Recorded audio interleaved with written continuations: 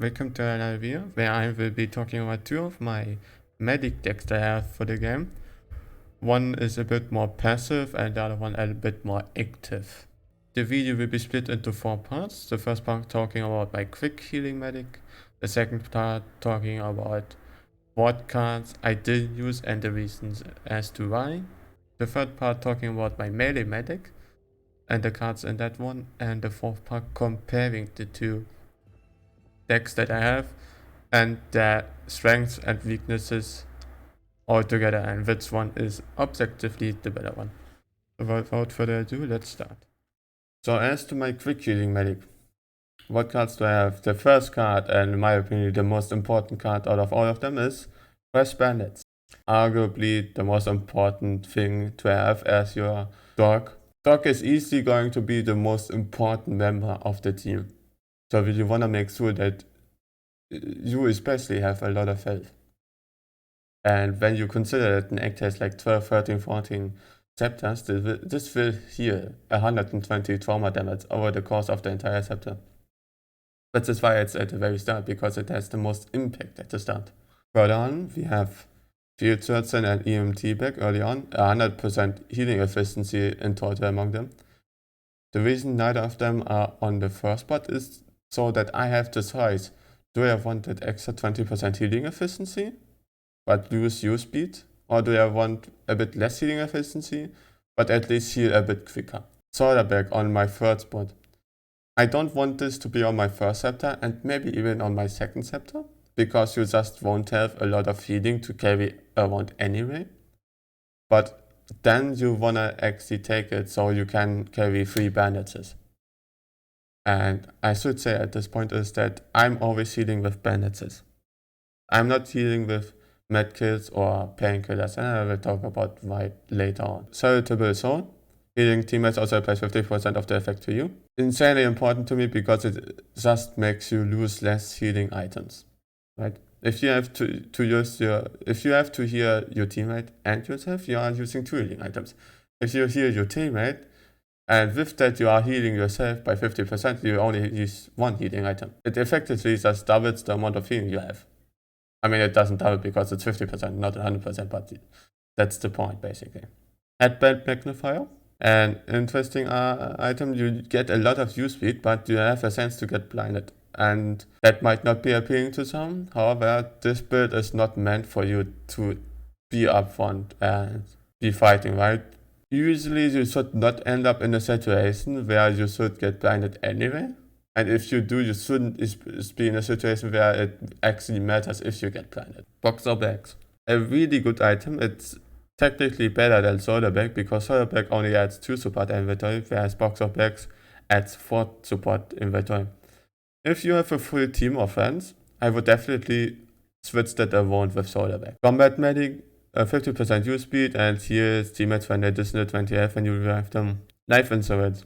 You lose 50 copper at the start, but you get 2 extra life. In my opinion, Life Insurance is one of these cards that I would only get for Doc.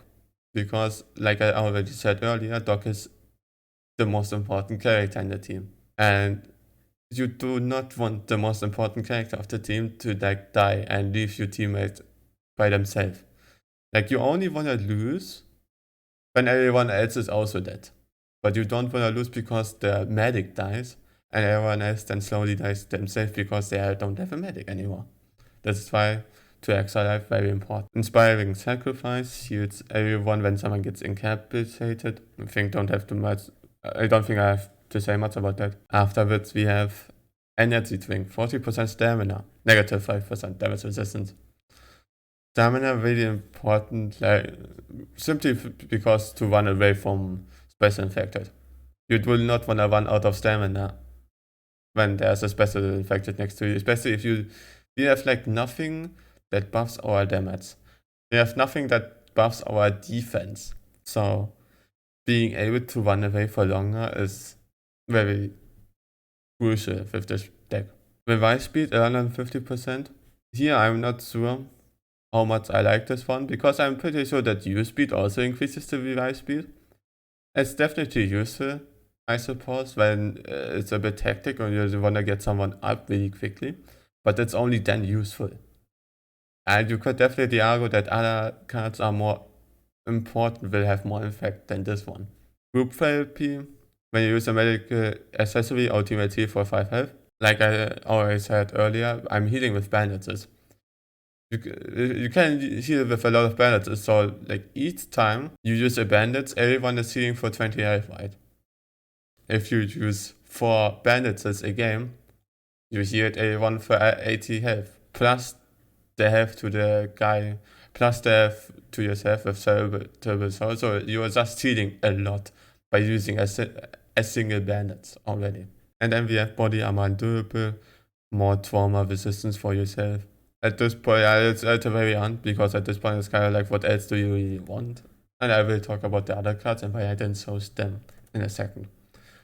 As to why I'm using bandages and not medkits or painkillers, the simple thing is, medkits are better than bandages, yes, but you already have 100% healing efficiency, which means your bandages will heal already a lot of health. And a medkit does the same thing, that is just more expensive to buy in your. So it's like, why do we want medkits? And considering, like I already mentioned earlier, you have to find a balance between healing not too early but not too late. Using a health kit, a health pack means you have to heal late to even make it worth having the health pack instead of bandages. That is why I use bandages in that case. As to painkillers, I mean, there are cards that buff the painkillers. However, there's one problem that I have with painkillers, which is that it's temporary health. And I want that my people have health for the entire duration, right? If I heal them, I don't want them in like 10 seconds to have to heal them again, right? And with painkillers, that's going to happen, that they need to be constantly be healed over and over and over again. Okay, now to my melee medic. For spells, same reason as earlier. Don't have to comment on that. Then Field Surgeon. This time I don't have to decide between EMT bag and Field Surgeon, because I feel that the extra amount of time it takes to heal is okay. Because you are going for a melee build which can handle hordes, probably fine to be not able to heal quickly. Spiky builds, extra melee damage resistance, and ammo capacity. We are a melee deck, we don't really need ammo, so self-explanatory. Shoulder bag, same reason as earlier. I don't want it on my first one, but having it early on for these extra bandages is definitely very nice to have. And a method, a very important card for your melee deck. We are not able to aim down sights anymore, but if you use a shotgun or an SMG, that doesn't really matter. Battlelust, that heals yourself for every kill you get, and Vanguard, that heals yourself for every kill and your teammates that are near you. And this is arguably the most important card with this melee medic build, because you can be aggressive and still heal your team to some degree. Because without this card, you probably shouldn't even go melee medic, because then it's like you're only healing yourself. EMT bag, again, healing efficiency, and at this point, like if you get to the mid game, you are going to heal with this build about as much as with the other one. There are a few cards that the other one has that heals in total more, but at least when you use your bandages, you will be healing as much. And then we have Motorcycle and Numb, which increases the damage resistance. I mean, Motorcycle, I don't have to say much. I mean, it disables aim down sights again, but effective could be, and because we already have it, it makes no difference. Then Numb, which also gains damage resistance when we have temporary health. We have Vanguard, which gives us temporary health, so we should have it most of the time. So we also have most of the time 50% damage resistance. Body armor, a bit of trauma resistance, decreases our ammo capacity again, but we don't really care about that. Then Adrenaline Fueled. If you get to the late game, this is very cool to have, to be able to melee a lot longer. And we have Brazen, which increases our melee stamina efficiency and attack speed again. Screwdriver, which increases your use speed. Like if we get to the late game, yeah, we can increase our use speed a bit again. You could definitely change it out with Multi-Tool, which decreases our damage resistance, however, but has a 25% higher use speed. I wouldn't use Headband Magnifier for this one because we are a lot more active. We will be taking a lot more damage than before, which means it would be triggered a lot more often than before. Which is why I don't have it this time. And lastly, Salutable, so healing a teammate also applies 50% of the effect to you. The reason it's at the very end is because we have Battleless, we have Vanguard, which already heals ourselves, which means that this also being there to heal ourselves, is that really necessary? You could definitely think about switching out with group therapy instead to be healing yourself. Or inspiring sacrifice, that's also an option.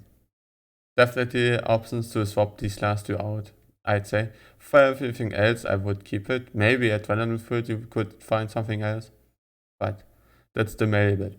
Now to the comparison of the two builds. So what are the strengths and weaknesses of either builds? I mean, the melee medic obviously has more melee attack speed, melee efficiency, and melee damage. That is not really a surprise. The quick healing, meanwhile, is able to heal faster and revive faster. Also not a real surprise. If we go further to the resistance that I have, the quick healing one has a bit more trauma resistance as opposed to the melee medic. However, the melee medic has a lot more damage resistance, which means that he's able to survive for a lot longer. The healing efficiency by itself is equal. However, that's a bit deceiving because you get the healing efficiency a bit later as the melee medic.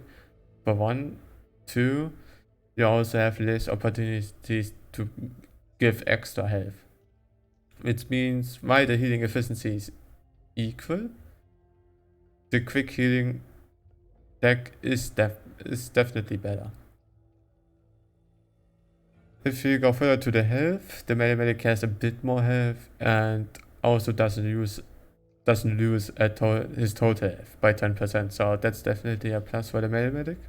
And for the damage stat, that's the same, and the ammo capacity, I mean, you have less ammo as the melee medic, but when you're meleeing, does that matter? Not really. If we go to the extras, we see they both have heal 10 trauma, they both have 2 support slots.